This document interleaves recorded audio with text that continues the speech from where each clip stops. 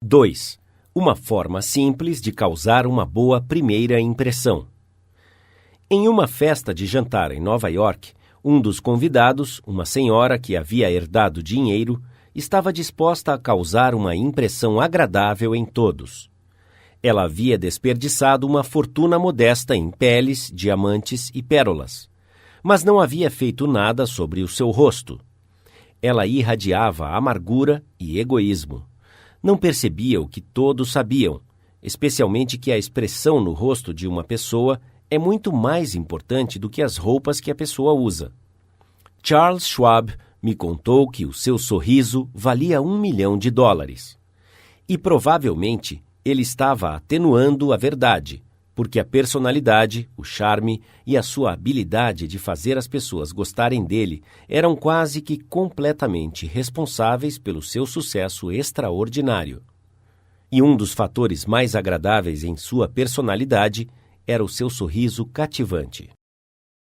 As ações falam mais alto do que as palavras, e um sorriso pode dizer: eu gosto de você, você me faz feliz, estou feliz em te ver.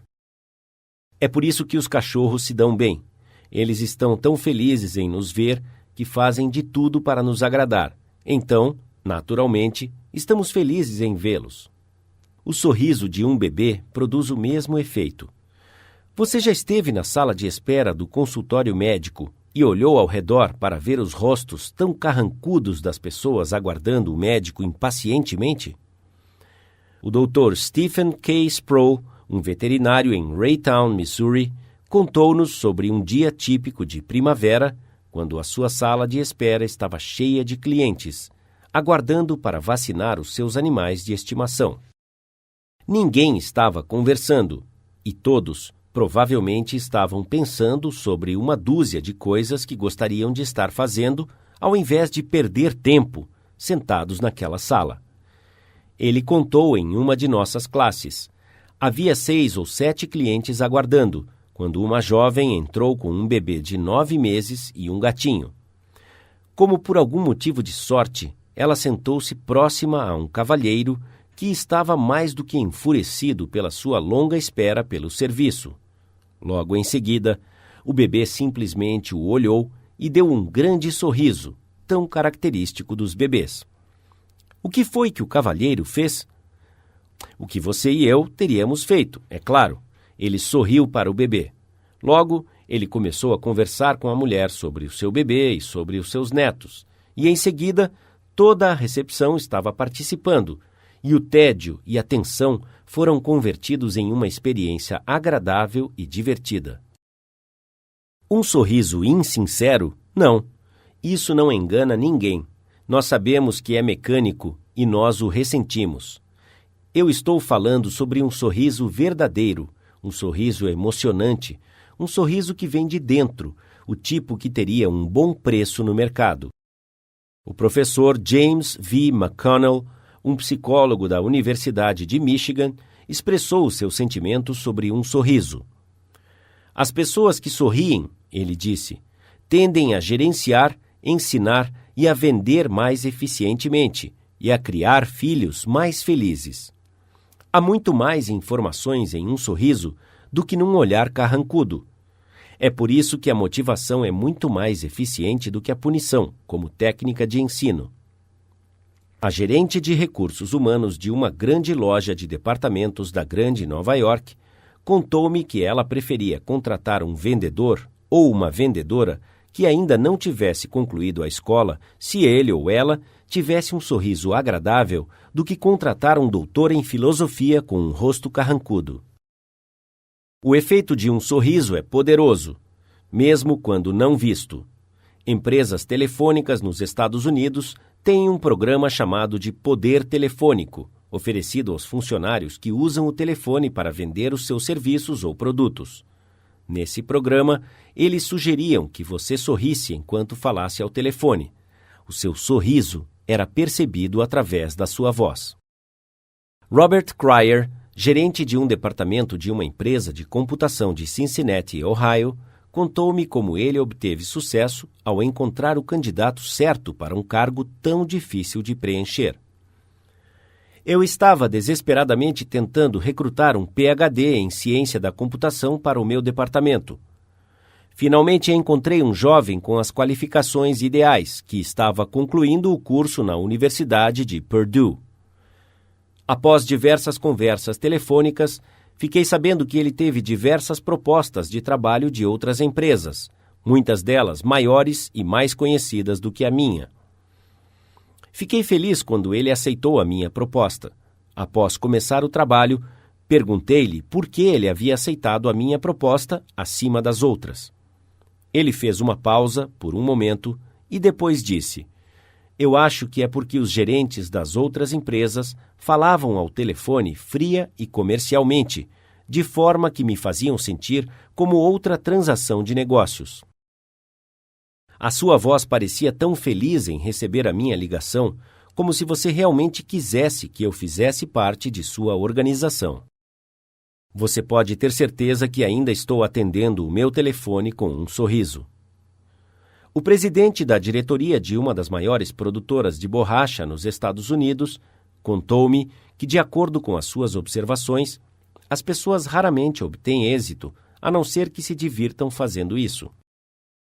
Esse líder industrial não colocava muita fé no antigo provérbio de que o trabalho árduo é a única chave que pode destrancar a porta de nossos desejos. Eu já conheci pessoas, ele disse, que obtiveram êxito porque eles se divertiam dirigindo seus negócios. Mais tarde, eu vi aquelas pessoas mudarem, quando a diversão se tornou trabalho. Os negócios ficaram chatos, perderam toda a sua diversão nisso, e elas falharam. Você deve se divertir quando você se encontrar com as pessoas, se você espera que elas se divirtam conhecendo você.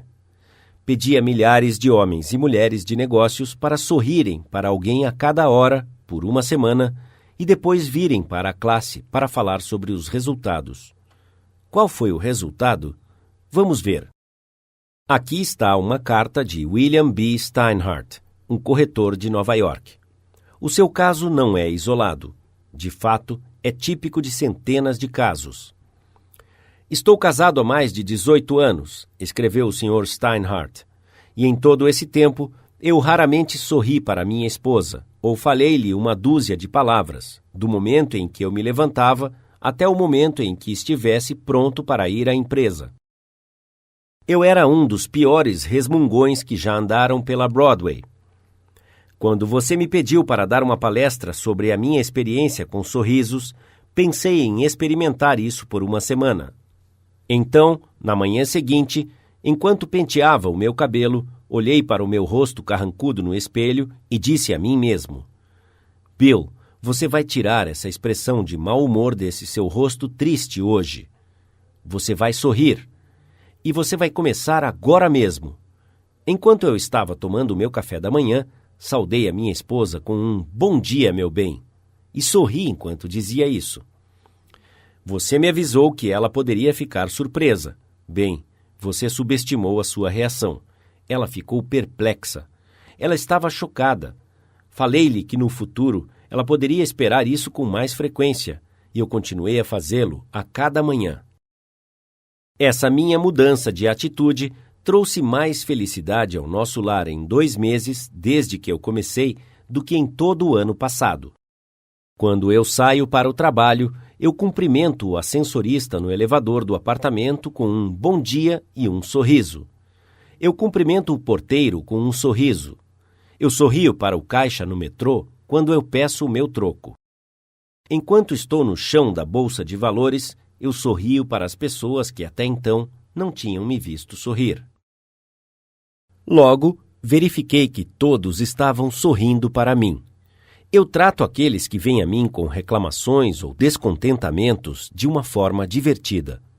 Eu sorrio enquanto eu os ouço e descobri que acordos se tornam mais fáceis. Eu vejo que os sorrisos estão me trazendo dólares, muitos dólares a cada dia. Eu compartilho meu escritório com outro corretor. Um dos seus funcionários é um jovem agradável, e eu estava tão feliz com os resultados que eu estava obtendo que falei-lhe recentemente sobre a minha nova filosofia de relações humanas. Então, Ele confessou que quando eu cheguei para compartilhar o meu escritório com a sua empresa, pensou que eu era um terrível resmungão e só recentemente havia mudado de ideia. Ele disse que eu era realmente humano quando sorria. Também já eliminei a crítica do meu sistema. Eu demonstro apreciação e elogio, agora, ao invés de condenação. Parei de falar sobre o que eu queria. Agora, eu estou tentando enxergar o ponto de vista da outra pessoa. E essas coisas literalmente revolucionaram a minha vida. Eu sou um homem completamente diferente agora. Um homem mais feliz, mais rico em amizades e felicidade. As únicas coisas que importam no final das contas. Você não sente vontade de sorrir? E então, o que vai fazer? 2 coisas. Primeiro, faça um esforço para sorrir. Se você estiver sozinho, faça um esforço para assobiar, sussurre um cântico ou cante. Haja como se você já estivesse feliz, e isso o fará feliz. Aqui está o que o psicólogo e filósofo William James disse. A ação parece seguir o sentimento, mas, na verdade, ação e sentimento andam juntos, e ajustando-se à ação, que está sob o controle mais direto da vontade, nós podemos indiretamente ajustar esse sentimento que não está. Portanto, o soberano caminho voluntário à alegria, se perdermos a nossa alegria, é sentar-nos alegremente e agir e falar como se a alegria já estivesse lá. Todos no mundo estão buscando a alegria, e só há uma forma de descobri-la. Isso é, controlando os seus pensamentos. A felicidade não depende das condições externas. Ela depende das condições internas. Não é o que você tem, ou quem você é, ou se o que está fazendo o deixa feliz ou infeliz. É o que você pensa. Por exemplo, 2 pessoas podem estar no mesmo lugar, fazendo a mesma coisa. Ambas podem ter a mesma quantidade de dinheiro e prestígio, e mesmo assim, uma pode ser infeliz e a outra feliz. Por quê? Por causa de uma atitude mental diferente.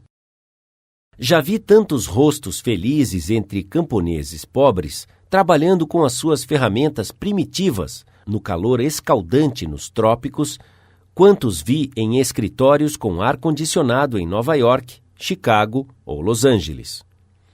Não há nada bom ou ruim, disse Shakespeare, mas o pensamento o torna assim. Certa vez, Abraham Lincoln disse que muitas pessoas são tão felizes quanto as suas mentes as permitem estar. Ele estava certo. Vi uma ilustração realista dessa verdade enquanto subia a escadaria da estação da Long Island Railroad, em Nova York. Diretamente à minha frente, havia 30 ou 40 meninos aleijados com muletas se esforçando em subir as escadas. Um menino precisava ser carregado.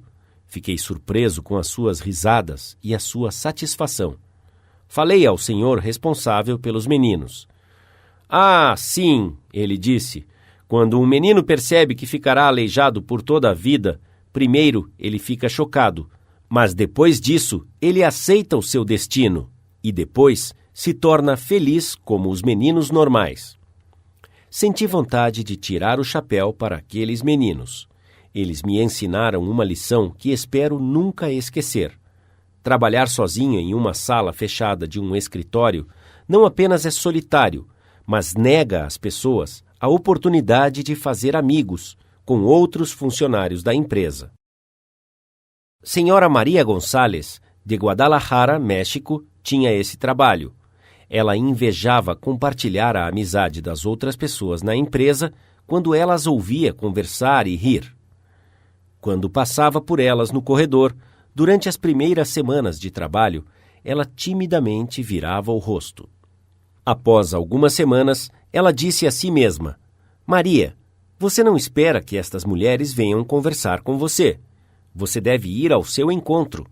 Na próxima vez que ela foi ao bebedouro, ela colocou o seu sorriso mais resplandecente e disse: Oi, como você está hoje? Para cada pessoa que encontrava. O efeito foi imediato. Sorrisos e ois foram correspondidos.